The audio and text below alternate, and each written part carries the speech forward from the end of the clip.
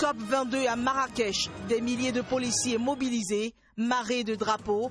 Le Maroc a déployé de grands moyens pour cette conférence internationale sur le changement climatique qui s'ouvre ce lundi. Au Liban, Michel Aoun fait son premier discours public. Vous en suivrez un extrait dans ce journal.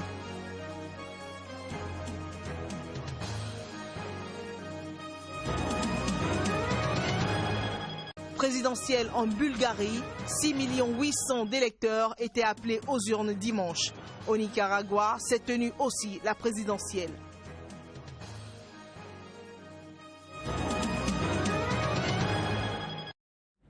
Bonjour chez vous, merci de nous rejoindre pour cette nouvelle session d'information sur SICA. Au Maroc, le pays a mis les petits plats dans les grands pour la 22e conférence internationale sur le climat, prévue pour durer jusqu'au 18 novembre. La COP22 démarre officiellement ce lundi à Marrakech et porte sur les énergies renouvelables. Environ 12 000 policiers et gendarmes, près de 250 motards et une centaine de véhicules ont été donc mobilisés pour l'événement. Une zone placée sous l'autorité de l'ONU accueillera les négociations, les personnalités, les journalistes et les délégués d'environ 3300 ONG accrédités. Une trentaine de chefs d'État ont confirmé leur participation à la COP22, dont le président français François Hollande. En Afrique du Sud, à présent, Jacob Zuma a rompu le silence depuis la publication du rapport qui l'implique dans des malversations financières.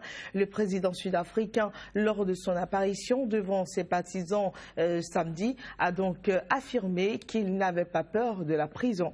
Plus de précisions à travers cet élément. J'ai passé beaucoup de temps en prison. Je n'ai pas peur de la prison. Je suis passé par là. C'est en ces termes que le président sud-africain s'est exprimé samedi lors d'un discours adressé à ses partisans. Jacob Zuma traverse une période difficile avec la publication d'un rapport l'impliquant dans des malversations financières. Le document rendu public révèle aussi la relation du président sud-africain avec une richissime famille indienne d'hommes d'affaires, les Gupta. Ces derniers ont été accusés d'avoir influencé des nominations au sein du gouvernement.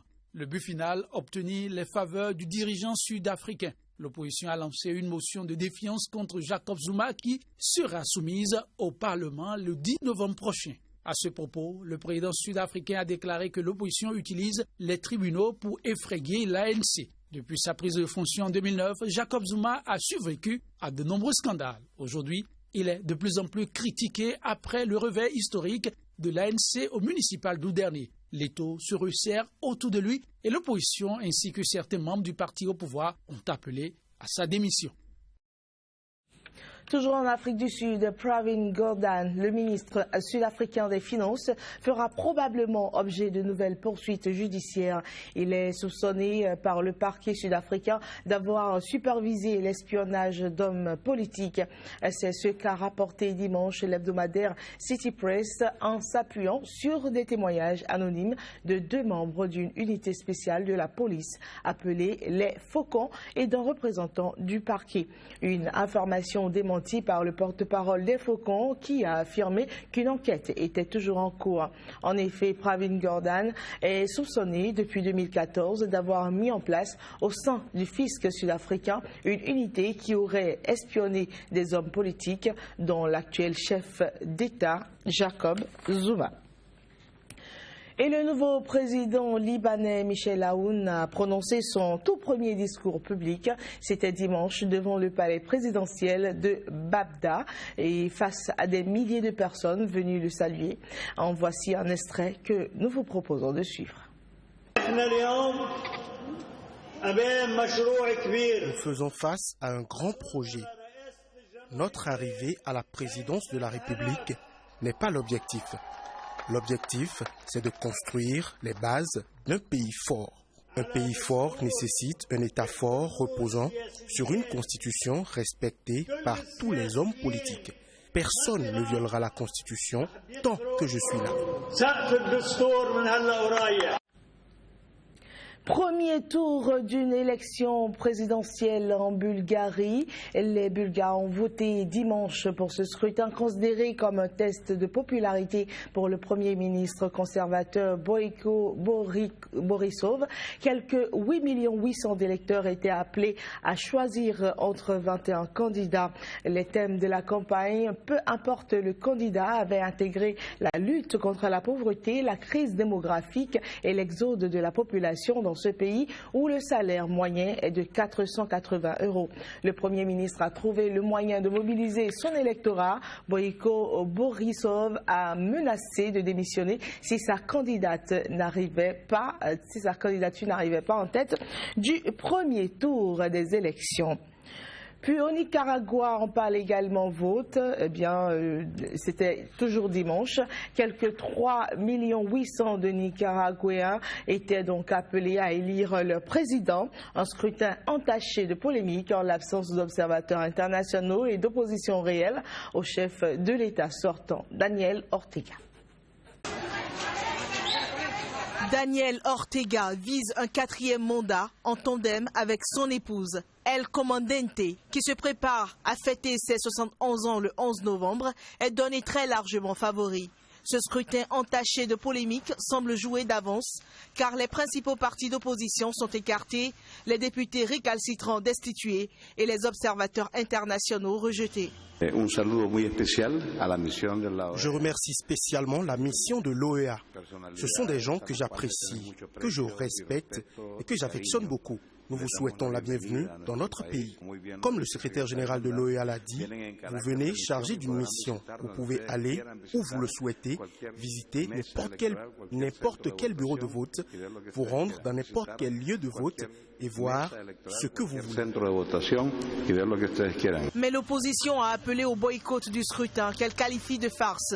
Le principal rival restant est Maximino Rodriguez, un avocat de 55 ans du Parti libéral constitutionnaliste qui réunit 8,1% des intentions de vote. L'opposition dénonce la volonté de Daniel Ortega d'imposer un népotisme comme la famille Somoza qui a régné sans partage de 1934 jusqu'à la révolution de 1979. Aux dernières nouvelles, le chef de l'État sortant, Daniel Ortega, qui briguait en 4e mandat avec sa femme comme vice-présidente, arrivait ce lundi largement en tête d'une élection présidentielle controversée au Nicaragua, tandis que l'opposition dénonçait une farce selon les premiers résultats partiels. Manifestation également à Hong Kong dimanche. Plusieurs militants de milliers de personnes étaient dans les rues. L'objectif était de dénoncer l'ingérence de Pékin dans la crise qui secoue leur Parlement par rapport à l'investiture de 2 députés hostiles à la Chine. 3 semaines maintenant que dure la situation. Le Conseil législatif de Hong Kong est le théâtre de chaos. À la base de tout ceci, le rejet de la prestation de serment des 2 députés indépendantistes. Le motif s'explique par le fait qu'ils s'étaient drapés dans une bannière proclamant que Hong Kong n'est pas la Chine. Le gouvernement a alors déposé contre eux un recours pour demander à la haute cour de les disqualifier.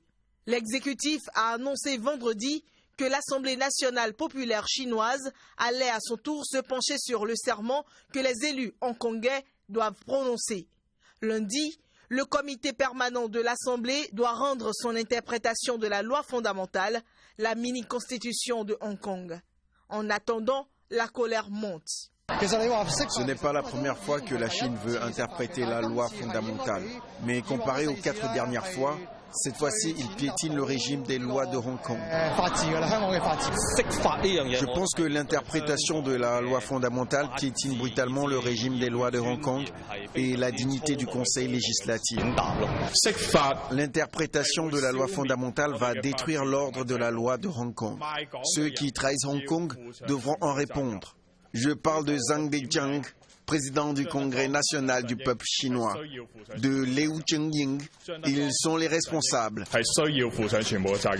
L'Assemblée populaire entend discuter d'une loi qui obligerait les membres du Conseil législatif de Hong Kong à mentionner dans leur serment que Hong Kong est une région administrative spéciale de la République populaire de Chine. Ce pouvoir d'interprétation est prévu dans la loi fondamentale. Et toujours par rapport à Hong Kong, il faut dire que le chef du gouvernement a déclaré qu'il respecterait la décision de Pékin d'interdire de facto à 2 députés indépendantistes d'entrer au Parlement de l'ancienne colonie britannique, ces derniers ayant délibérément mal prononcé leur prestation de serment. Nous poursuivons ce journal et cette fois-ci nous allons parler pollution ascendante de l'air en Inde. Les écoles de la capitale indienne seront fermées pendant 3 jours. Aussi, tous les chantiers de construction et de démolition seront-ils interdits pendant 5 jours. Il s'agit d'un des pires épisodes de pollution de ces dernières années, à en croire le gouvernement de l'État de Delhi. En effet, un épais nuage de pollution recouvre depuis plusieurs jours la capitale. La capitale indienne a été classée ville la plus polluée du monde en 2014 par l'OMS en raison, entre autres, des près de 10 millions de véhicules qui y circulent. La dégradation rapide de la qualité de l'air de New Delhi a également été le fait de l'urbanisation rapide des émissions de l'industrie et des centrales au charbon. Puis à présent un tour en Turquie avant de boucler ce journal. Le principal parti pro-kurde a annoncé dimanche la cessation de ses activités au Parlement. Cette décision a été prise après l'arrestation vendredi dernier de plusieurs députés de la formation politique. Suite à cette résolution, de nombreuses personnes ont manifesté à Diyarbakir. Voici donc les détails. Ils sont en tout 9 députés, dont 2 coprésidents du HDP. Le Parti démocratique des peuples a avoir été arrêté puis placé en détention préventive dans la nuit du jeudi à vendredi. Il leur reproché d'appartenir ou d'être lié au PKK, le Parti des travailleurs du Kurdistan. Les arrestations et la levée de l'immunité de nos coprésidents et de nos députés est anticonstitutionnelle en Turquie, selon l'article 7 et l'article 4 de la Déclaration européenne des droits de l'homme.